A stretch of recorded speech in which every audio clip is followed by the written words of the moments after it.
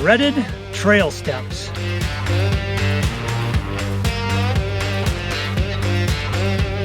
In this video, I'll be showing you how to run those things efficiently and safely. But first, let's get up there. Hi, my name is Scott Miller, and this is Trail Ambitions, where I talk about things that may improve your trail running.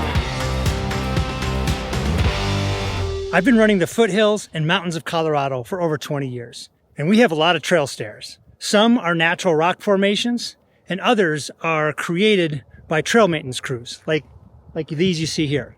They come in all sizes, from long flat steps to steep rugged ones, like what I'm standing on right now. And I've spent a lot of time fine-tuning my techniques on all of them. So in this video, I'm going to talk about the 4 techniques that I focus on when running technical trail stairs. And as you watch this, if you agree or disagree or have a completely different approach to running these, I would greatly appreciate it if you'd add your thoughts in the comments below. I believe others would appreciate your perspective, because I know I would. And while you're down there, please click the subscribe button. It'll help YouTube find other like-minded people to share this with. Let's jump into the first technique. First, you need a strong technical trail running foundation. Technical downhill trail stair running is an advanced skill. And like any advanced skill, it's easier to master once you've become proficient at the basics. So please make sure to watch my other videos on trail running techniques and start slow on technical trail steps. And as your foundational skills increase, you can then start running the stairs a little bit more aggressively. Safety first. And if you have watched my other videos, then these foundational techniques should be familiar to you. But from those foundational techniques, here's the ones that I think apply most to technical trail stairs. First is relaxing your body and your mind. You need to have a clear mind and a relaxed body so that you can focus on the trail in front of you and that you're relaxed enough to stay fluid as you're moving down the trail. You want to first start by breathing into your muscles so that you can feel them relax. Next, I manage my speed by changing my cadence and my stride length. Obviously, the stride length will be somewhat dictated by how narrow or wide the stairs are, but the rotation of your legs, the cadence, is critical to have high turnover so that you can react quickly to changing situations. And avoid braking with your knees or quads. Instead, use a stutter step to slow yourself down. When coming down trail stairs on a very steep descent, there's a lot of pressure being forced down. And so trying to brake with your quads by pushing them into the ground or holding them out straight could put more strain on your knees or your hips or your legs for that matter. Quick high turnover cadence so that you can stutter step, impact the earth. Each time you hit the earth, it's going to slow you down a little bit. So a quick stutter step will slow you down rapidly and allow you to maintain control rather than sticking a foot out and perhaps pushing on a rock or something that moves out of the way. And lastly is just getting into a flow state. I talked about this in previous videos, but it's extremely important. A flow state allows your mind to stay extremely focused on a specific item. And coming down trail steps, especially aggressively, requires intense focus. And being in that flow state is extremely important to run them safely. Oh, and if you haven't watched my other videos that talk more in depth about those particular techniques, I'll leave a link in the description as well as one at the end of the video to the playlist that will take you through all of them. And now, as technical trail stairs are concerned, I have 3 additional techniques specific to trail stairs. First is shock absorption. You want to settle into your hamstrings. So as you come down the stairs, you're impacting it with your hamstrings. You're using the calf muscle and the leg muscle and a midfoot strike so that you can absorb the impact. If you come down with a stiffer leg or a heel strike, you're going to be taking a lot of impact on your knees and your hips. You want to land midfoot so you can absorb. Think of something like a shock absorber. So you have your calf and your quad. It's very critical that you are impacting in that way. First one, shock absorber. Midfoot strike when you hit, not heel. You don't want any back on your back legs, because if you land and then that slides out, you'll end up falling backwards. It's more of an aggressive stance where your body is underneath you. Center of gravity is very much in the middle, and you're absorbing as you go down.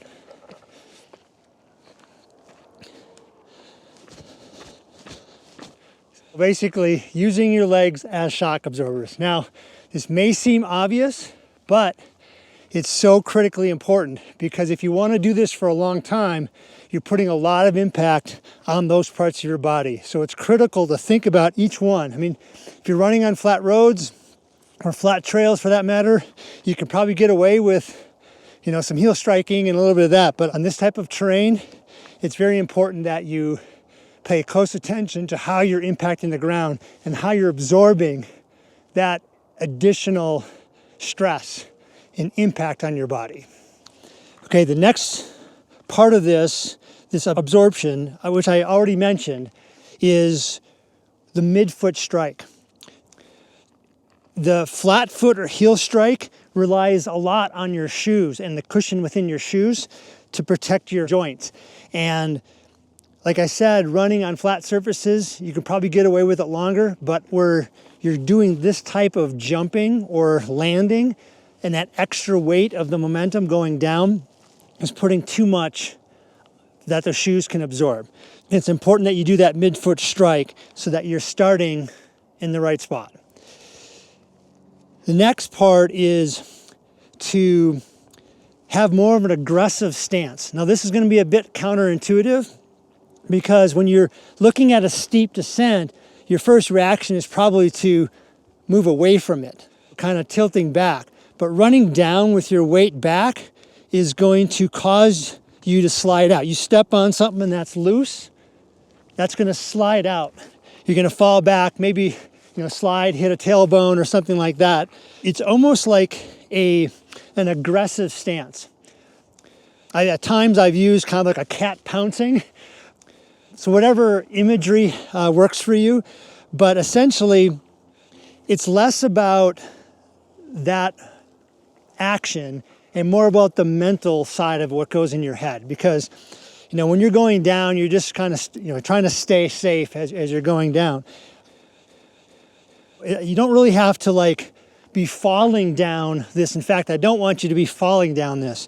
It's more of to prevent yourself from moving away from the steepness is to think, I'm aggressive, which will keep you rocked in more of a neutral position. Not leaning forward, not leaning back, but upright. The mental side of it is really to get you to come back to the normal stance, not to lean forward, but more straight.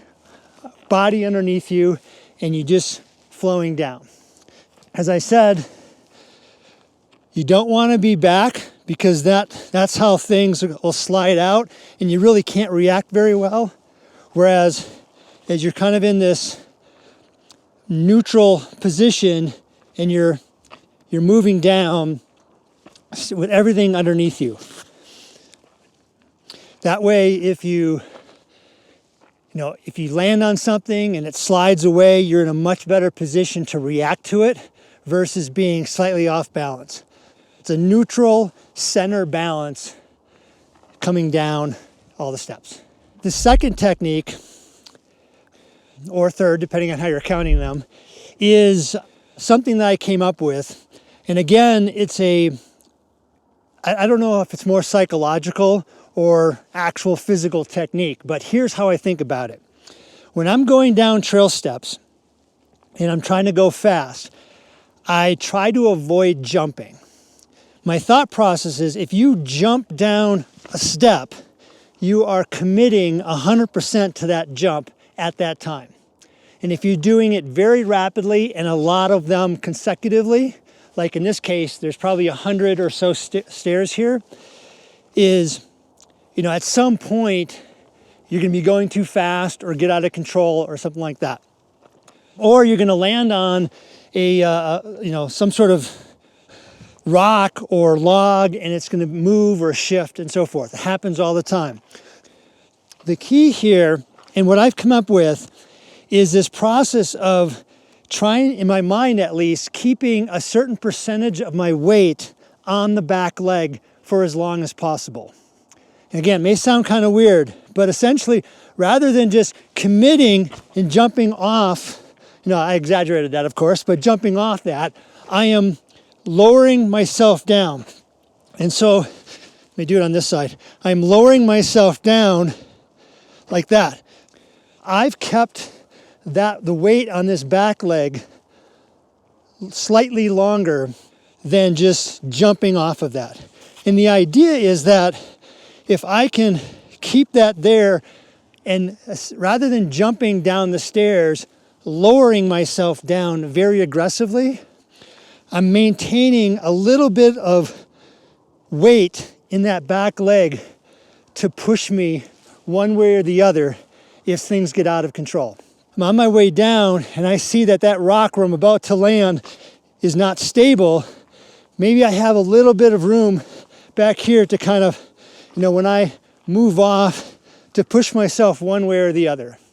And again, I don't know if it's necessarily I'm actually doing it or I'm just thinking about doing it, but I found that even thinking about that gives me a little bit more control as I'm going down. I don't feel out of control. I feel like I am deliberately and specifically stepping in certain spots with the appropriate angle set up by my back leg to push me in that direction.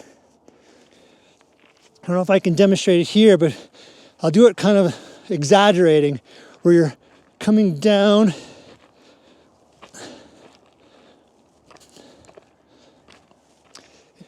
I'm not sure how that will show up on camera, but basically when you're trying to do it quickly,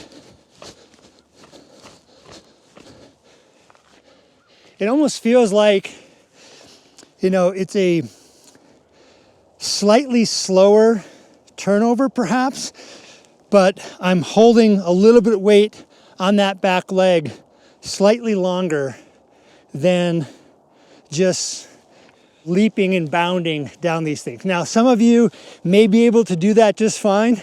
Perhaps you're younger than me and your body's made of rubber, but I've fallen too many times on these things, and I've had to figure out techniques that give me more control so that I can run them aggressively and still be safe, maintain control.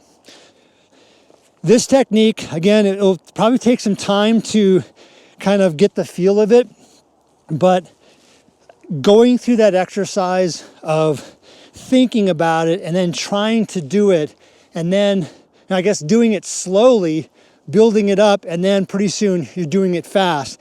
Now, doing it fast may not look that much different than someone who's just flying down this thing, but there is a subtle difference there. I feel it mentally, I'm thinking about it, and as a result of that, I'm giving myself that reaction time that if I come over a step and I see something or I sense something that's not right, I can then push myself in one direction or push myself in another direction. Now again, it's subtle, but it's a critical technique that I feel I've developed in my own skill to run these types of trails safely and efficiently. Also, that lowering yourself down puts a little less impact on your joints. So that lowering yourself down in combination with a midfoot strike and absorbing that impact with your quads or hamstrings makes you smoother down these, in more control, and you can do them more rapidly. The last technique that I have is efficiency opportunity. And so you may say, well, that's not really a technique. Well, it is, because it's analyzing the trail in front of you and seeing the most efficient and safest way to go down it. That's a technique. For example, right below me here, I'm not sure if the camera is pointing to it, but essentially there is a stair and then there's a rock in the middle and then another stair. Let me see if I can point this down a little bit. Maybe not. So basically what you're doing is as you come down these stairs, you're looking for opportunity to decrease the height. Because if you have these giant stairs like you have here, yeah, I mean, you could start with, going pretty aggressively at the beginning, but after you get to 20, 30, 40, 50, 70 of these, it's a beast on your knees, on your hips. I don't care what technique you're using. It's because it's a lot of extra downward force that you're putting on your joints and your muscles. So any opportunity that you can see to decrease the size. So this right here is probably 1.5 feet tall, where this in the middle is about 6 inches and then a foot. Doing one big downward step, that's a lot of pressure there. If I do mid step and I combine that with the other techniques of lowering myself here, absorbing, lowering myself here, absorbing, I mean, it's really not that much different than running flat, really, because you're taking such small steps. So that's the technique I like to use, is looking for opportunities to cut the size of the stair to a shorter stair. Another way that this approach works is to look for opportunities. I don't have any right here, but there's some down there where they've built out the trail so that there's a side barrier. For example, maybe one of these logs that we're seeing here. So you can see these logs that are here. If they have some mounted on the side, sometimes you can actually step on those and then back to the trail. It's giving you a medium step or a half step in the middle of a major step. And obviously, you don't want to be damaging anything. You need to be very certain that that side is stable, locked down very tight. You don't want it to roll away and hurt yourself as well. But the idea is that if there's an opportunity, using a side rail or a rock in the middle to shorten the height of the step, take advantage of it. I've also seen in areas such as Rocky Mountain National Park where they got very nice trails and they've built like rock formations on the side. Sometimes those rock formations on their sides are based on pretty large rocks and they go for maybe 20 feet. So rather than taking the steps down, I like to hop up on those and run those down. That way it's a smooth down without the steps. Hiking, the steps are a little easier, but running, the stairs obviously are harder on the body. Hopping up on those side rails, running those down, popping back in the stairs or back on the trail is also another technique that I like to use. Being aware, ensuring that you're not damaging the trail, and it's a safe thing to do. Another note on that is if you have trail stairs and there is a trail forming off the trail stair that is not steps, you do not want to be going on that extra trail. We don't want to widen our trails. Our trails are designed in a certain way.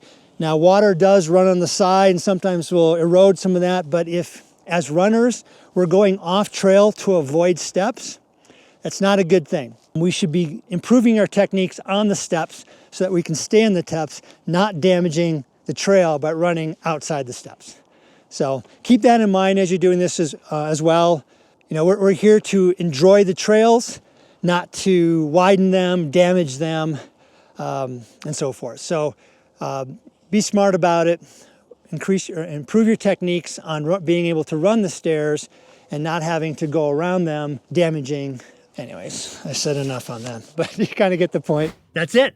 By starting with strong foundational trail running skills and then adding these 3 additional techniques specific to steep technical trail stairs, this is how I've become comfortable with running aggressively down technical trail stair descents. And I now see them as advantages while racing or trying to run fast, since I can do them rather quickly and efficiently. And if you have questions or have thoughts on this topic, please leave a comment below. Thanks for watching.